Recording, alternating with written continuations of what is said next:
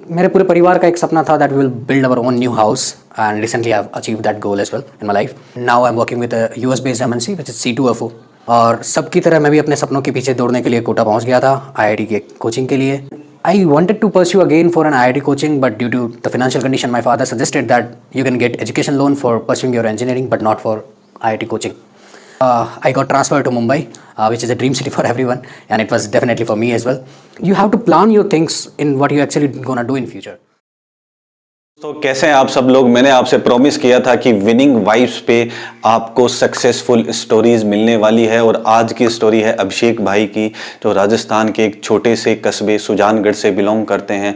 उन्होंने सपना देखा था एक सक्सेसफुल इंजीनियर बनने का और रिसेंटली अभी उन्होंने अपना एक ड्रीम हाउस पे बिल्ड किया है। तो चलिए सुनते हैं अभिषेक भाई की स्टोरी, तो जहाँ पे आपको बहुत सारा मोटिवेशन और बहुत सारा इंस्पिरेशन मिलने वाला है, जिन्होंने एक छोटे से टाउन में रह के किस तरीके से बड़ी बड़ी एमएनसीज में वर्क किया है और अपना जो ड्रीम है उसको उन्होंने अचीव किया है, अपने ड्रीम को जिया है। तो उनकी स्टोरी आपको ज़रूर इंस्पायर करेगी। उन्होंने ना आईआईटी से पढ़ाई की है ना एनआईटी से पढ़ाई की है। आप स्टोरी सुनिए, आपको समझ में आएगा कि किस तरीके से आपका जो स्ट्रगल है वो आपको एक नई ऊंचाई की तरफ लेके जाता है। तो welcome to the winning vibes. Thank you so much.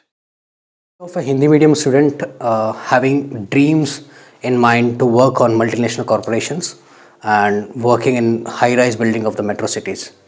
So yes, you would be thinking that we all have that dreams when you are studying in your 11th and 12th standard.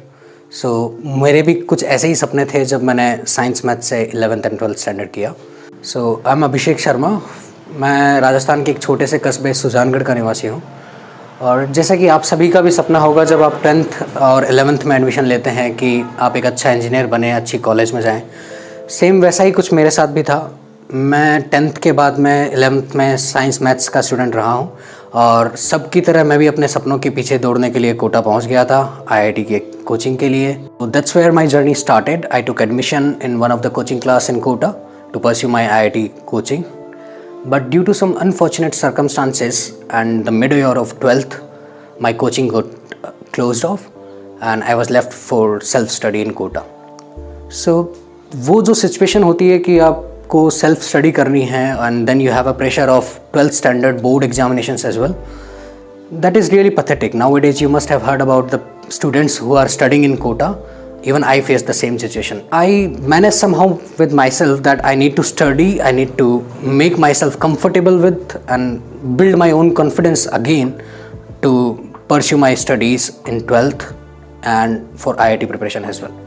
उसके बाद I regained my confidence and I started preparation for 12th board examinations. So around mid of November था और board exam में तकरीबन 3 या 4 महीने का time था and I was like IIT की प्रिपरेशन के टाइम पे you are more focused on the objective questions and the subjective to be prepare for IIT papers. But 12th board का जो हमारा एग्ज़ाम रहता है that pattern is totally different from the competitive exams, right. So फिर से मैं अपनी स्टडी में लग गया था. So then I appeared for my 12th board examination in around like March, mid March. अभी भी उसी टाइम पे होता है और तकरीबन मई और जून में हमारे 12th बोर्ड के एग्ज़ाम के रिजल्ट आते हैं. I got around like 80%, which was good. My family was happy and मेरे दिमाग में तब भी यही ख्याल था कि I would again take a drop. आप लोग भी सब ऐसा सोचते होंगे जब आपका IIT का एग्ज़ाम एक बार नहीं निकलता है तो you must take drop to again prepare for IIT examinations. But due to some unfortunate conditions in my financial health of my family, I could not pursue my coaching in Kota for taking a dropout. So in that year I also appeared in an RPET exam which is Rajasthan Pre-Engineering Test. आजकल तो शायद state level entrance test नहीं होते हैं but 2009 में it was there and I got admission in private engineering college in Rajasthan and I wanted to pursue again for an IIT coaching, but due to the financial condition, my father suggested that you can get education loan for pursuing your engineering, but not for IIT coaching. तो वहीं से मेरा engineering का journey start हो गया. I opted for electronics and communication branch because उस time पे everybody was saying कि it's an evergreen branch. आप electronics में भी रह सकते हैं and you will also get knowledge to the IT field. And then my engineering journey started and I completed like 4 years degree and I secured around like 70% overall in my engineering. उसके बाद भी struggle जो है वो आपका साथ नहीं छोड़ता है. तो then since you have completed your engineering from a private college, so you cannot imagine about the good campus placements, right? So it's not like that. Maybe you will get that, but I unfortunately didn't get any good campus placements. So वहाँ से I started my journey for going into Bangalore, and वहाँ पे I have heard a lot about off-campus interviews on daily basis. So I still can remember वो हज़ारों की line में लगना. मेरी तरह बहुत सारे जॉब सीकर्स वहाँ पे थे. सुबह जल्दी उठ के आप इंटरव्यू देने के लिए चले जाते हैं, and then you opt for off campus and walk in interviews for the companies. But वो कहते हैं ना कि जो कठिन मेहनत करता है भगवान भी उसका साथ देता है. तो the condition was the same for me as well. I somehow managed to get placed in to Capgemini in Bangalore in around like 4 or 5 months struggle in Bangalore. After getting placement in Capgemini, I was recruited as a software engineer, and वहाँ पे भी वो struggle फिर से start हो जाता है क्योंकि आपने engineering electronics and communication background से की, and now you have to pursue the career into IT and software development. So काफ़ी नॉलेज रहता है आपको बीइंग अ फ्रेशर भी, बट फिर भी उनको इम्प्लीमेंट करना, and then you start coding, right? So it's bit difficult. So but my journey started. I got selected for the in the corporates, and I got transferred to Mumbai, which is a dream city for everyone, and it was definitely for me as well. And 2014 September say I started my career with Capgemini.